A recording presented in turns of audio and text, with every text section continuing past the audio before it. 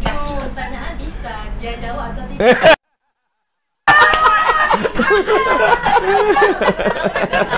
Waduh, ini kan kursi panas gitu. Pertanyaannya kan pertanyaan panas itu, tapi boleh dijawab, boleh tidak, karena mungkin beberapa hal tidak untuk konsumsi publik, bisa jadi. Sebenarnya nih Bang As, perjalanan dari masa awal Bang As sampai menjadi seperti sekarang, tentu kan mengalami berbagai transformasi ya. Iya, Pak. Dan dari tahun ke tahun, dari masa ke masa itu kan akan berbeda gitu. Iya, Pak. Bagi Bang As sendiri, yang menurut Bang As ada satu transformasi yang sangat penting itu kapan Bang As dalam hidup? Dan apa sebabnya? Oh, transformasi yang sangat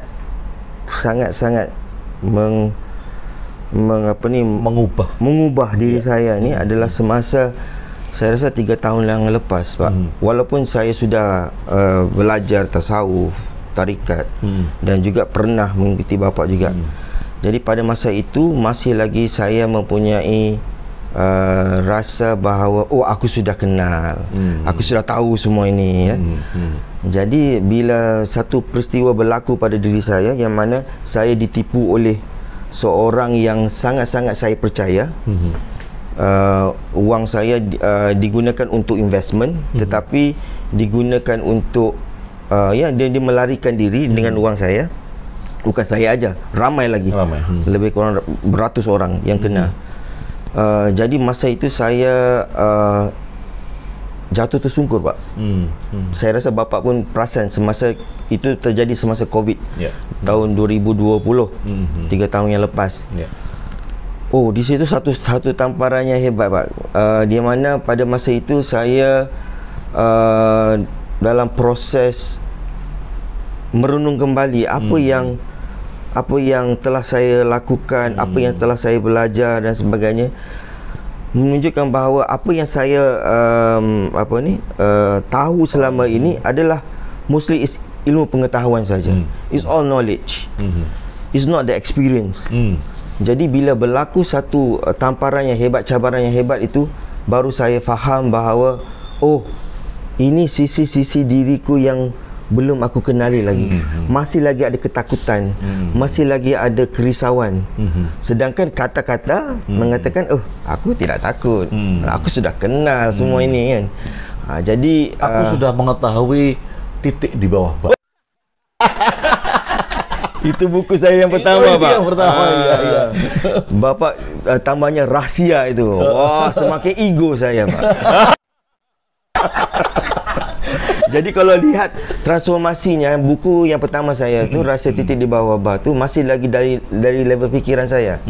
Masih lagi saya berpandukan kepada pengetahuan saya yang lepas. Tetapi bila berlakunya peristiwa itu, itunya lahirnya buku yang kedua saya. Apakah aku sedar yang aku sedar? Selama ini aku sedar bahawa semua inilah dia. Tetapi rupa-rupanya ada lagi sisi-sisi yang aku belum sedar dalam diriku. Ya, jadi di situlah. Bukunya tidak dibawa ya? Oh, tidak. Nah. Ini yang keberapa? Ini buku yang keempat. Buku ini sahaja. Nanti. Okey. Tadi apakah aku sedar? Yang aku sedar. Aku sedar. Ini kemudian melahirkan buku ini yang terakhir kan? Yang ketiga, ada yang tiga, nama rupa. Nama rupa terus baru ini. Oke. Yang aku sedar tadi, Mas, itu buku lahir karena pengalaman tadi. Apa yang menarik sehingga Bang As harus menuliskan itu? Pada ketika itu saya menulis bagaimana ya? Daripada peristiwa-peristiwa yang hadir itu, jadi saya dibantu oleh isteri saya juga. Dia kata, "Bang, luahkan aja yang ada di dalam fikiran, di dalam hati, di dalam kertas." Jadi saya banyak menulis di atas kertas saja. Kemudian pada masa yang sama saya menulis itu kalau bila saya berada dalam keadaan yang resah, dan selepas saya memeluk keresahan itu dan saya lepaskan, Di situ idea-idenya datang dan saya terus menulis. Daripada situ saya bukukan. Menulis di kertas? Jadi tidak, saya masih yang menulis. Convert ke... Bukan. Maksudnya bila yang saya meluahkan kerisauan, kemarahan saya itu di kertas. Tetapi bila idea-idea untuk nak menulis itu saya terus ke Word, ke komputer aja. Ya. Jadi begitu prosesnya, Pak.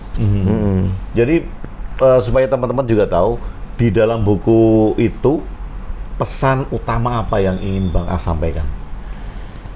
Dalam apakah aku sedar, yang aku sedar itu adalah untuk kita sedar bahawa selama ini apa yang kita faham di dalam kehidupan kita semata-mata adalah ilmu pengetahuan aja, Pak. Yang kita ambil atau kita cedok daripada orang luar, daripada persekitaran kita. Kita copy paste. Kita copy paste. Jadi apa yang saya nak sampaikan adalah kita harus sedar bahawa kita sendiri yang harus mengalami setiap tindakan kita, perbuatan kita, dan segala pengalaman kita tu harus kita rayakan dan kita jadikan ia sebagai sesuatu yang genuine, yang hasil daripada diri kita. Pengalaman setiap orang pasti berbeda. Dia genuine untuk itu. Yes. Nah, beranjak Bang As dari kemudian buku itu lahir buku Nama Rupa. Ya. Ada perbedaan nggak? Sedikit, Pak. Saya masih zoom in kepada Nama Rupa supaya tumpuan kita selama ini kepada luaran harus dibalikkan ke dalaman. Jadi Nama Rupa is actually basically is mind and form. Jadi sebenarnya kita masih lagi mengatakan, sekiranya aku dapat mobil ini, aku akan bahagia. Sekira aku dapat uang sekian, aku akan bahagia, senang. Kalau aku dapat jomblo pula. Apa tu cewek ataupun cowok yang sesuai dengan diri kita. Jadi kita akan rasa bahagia dan dikasihi. Jadi itu masih lagi menumpukan perhatian kita kepada nama-nama rupa di luar sana. Jadi harus kita kembali ke dalam diri kita supaya kita dapat melahirkan ataupun merasakan genuine dari diri kita sendiri. Sebenarnya nama rupa itu apa artinya? Nama rupa itu bermaksud name, rupa itu form. Nama dan bentuk. Nama dan bentuk ya. Nama tapi dalam bahasa Sanskritnya nama rupa tu disatukan. Ianya tidak terpisah. Sebab selama ini bila kita melihat, jadi persikatan kita telah memberi istilah kepadanya. Contohnya daun, jadi kita berikan nama berikan kepada form, objek labeling. Yes. Dilabelkan dan rupa itu adalah bentuk-bentuk yang kita namakan tadi. Nah, kalau kemudian ini buku yang keempat, Sahaja. Ada 4 buku yang tentu saja setiap buku ini membawa pesan masing-masing kan? Iya, Bang. Kalau saya melihat ini terlihatnya berbeda. Sahaja ini. It's different daripada buku-buku yang 3 yang sebelum itu. Buat teman-teman kalau ada yang dari Malaysia, kalau mau menginginkan buku-buku Bang As ada 4 ada 4 buku, bisa didapatkan di mana Bang As? Bisa didapatkan di Shopee. Jadi kalau di Shopee itu cuma search buku shop online. Buku shop online. Jadi di sana ada buku-bukunya, bisa beli secara pieces by pieces ataupun secara combo. Combo tu paket. Lagi. Ini Sahaja, What's in the Know. What's in the Know. Apa artinya? Sahaja itu apakah bersahaja atau sahaja atau itu saja? Okey. Kalau bahasa Indonesia saja gitu mungkin ya? Atau sahaja adalah bahasa Sanskrit bermaksud spontan, Pak. Spontan? Spontanitas. Jadi kalau tulisan-tulisan saya ini sebenarnya adalah saya ambil daripada tulisan dalam page Cetusan Makrifat saya. Jadi saya bukukan. Itu ada page Cetusan Makrifat, jadi teman-teman juga bisa melihat tulisan-tulisan Bang As di Cetusan Makrifat. Cetusan Makrifat, ya. Di Facebook, ya. page Facebook, Cetusan Makrifat. Jadi semua tulisan-tulisan saya itu yang mana ianya betul-betul menyentuh saya dan saya keluarkan melalui tulisan saya bukukan. Dan itu semuanya adalah saya rasakan ia sebagai spontan, dan saya namakan ia sebagai sahaja. Ya. Nah, ini buku keempat. Jadi kalau kita lihat itu Nabi itu punya kitab kan? Apakah Bang As pengen jadi Nabi? Dengan menulis buku. Sudah, Pak. Sudah jadi Nabi. Sudah jadi Nabi ya? Oh ya. Nabi Malaysia. Nabi Indonesia. Nabi ya. Nanti kok nanti lembaga agama di Malaysia datang cari saya. Jadi kitab dengan buku tu sama aja, istilahnya berbeda. Iya. Buku ya kitab. Iya. Kalau ini kemudian saya mau baca buku saja harus bersuci. Oh. Kitab suci ya. Jadi kitab suci. Enggak perlu, Pak. Bisa bawa di mana-mana aja. Oke, Mas. Iya. Kalau di sahaja ini pesan pentingnya apa? Pesan pentingnya adalah kita harus sedar tentang segala perbuatan kita, dan kita harus bertanggungjawab dengan segala tindakan kita. Setiap tindakan kita tu ada konsekuensinya. Jadi apa yang kita lakukan, kita harus sentiasa sedar. Dan yang penting kita lakukan kebaikan buat keluarga terutamanya, kemudian sahabat-sahabat kita, masyarakat, dan seluruh dunia secara umumnya. Ya. Jadi sebenarnya kita menyebarkan jala cinta, seperti Pak Agong lakukan juga. Jadi saya pun mengambil energi yang sama juga, membawa ke ke Malaysia, dan kemudian dijalakan di Malaysia juga, gitu. Oke. Ini terakhir, Pak. Ya. Mas masih beribadah nggak?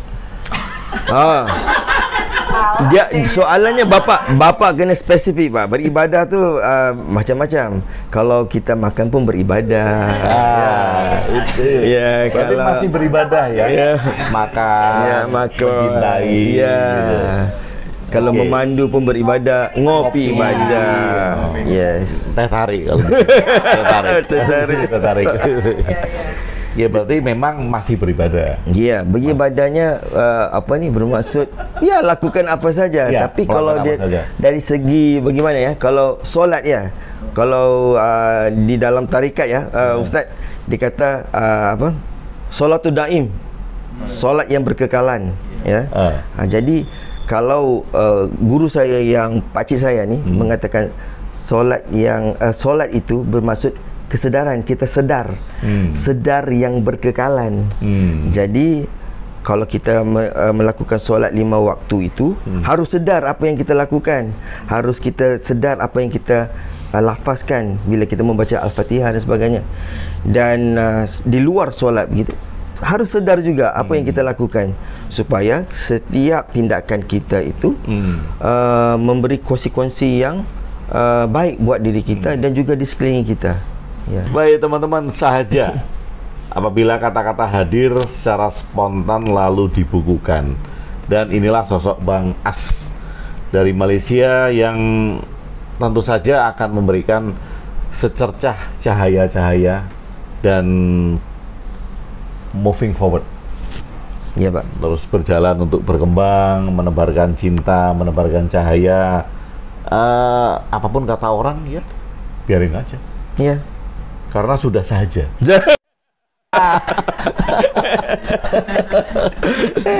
Baik teman-teman, tepuk tangan buat Bang As. Terima kasih, Pak. Terima kasih. Terima kasih, Bang As. Terima kasih.